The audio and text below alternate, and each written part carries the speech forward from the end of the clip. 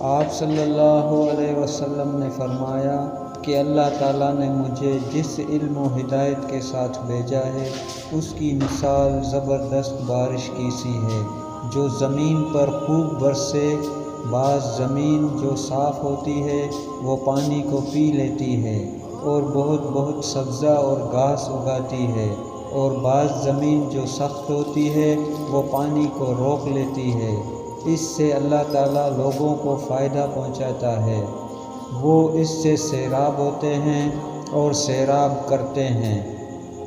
اور کچھ زمین کے بعض خطوں پر پانی پڑتا ہے جو بالکل چٹیل میدان ہوتے ہیں، نہ پانی روکتے ہیں اور نہ ہی سبزہ اگاتے ہیں، تو یہ اس شخص کی مثال ہے جو دین میں سمجھ پیدا کرے اور نفع دے۔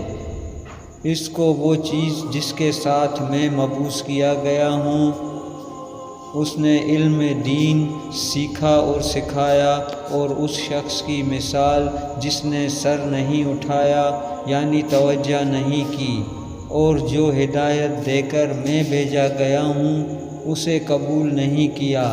حضرت امام بخاری رحمۃ اللہ فرماتے ہیں کہ ابن اسحاق نے ابو اسامہ کی روایت سے قبلۃ الماء کا لفظ نقل کیا ہے۔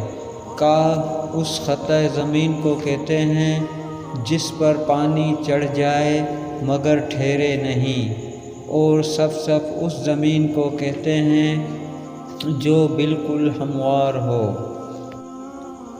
دوستو، ویڈیو اچھی لگے تو لائک، شیئر اور چینل کو بھی سبسکرائب کریں تاکہ اگلی ویڈیوز کا نوٹیفیکیشن جلد از جلد آپ تک پہنچ سکے۔ دوستو، چینل پر آنے پر ہم آپ کا تہہ دل سے شکریہ ادا کرتے ہیں۔ Thanks for watching my video. اللہ حافظ۔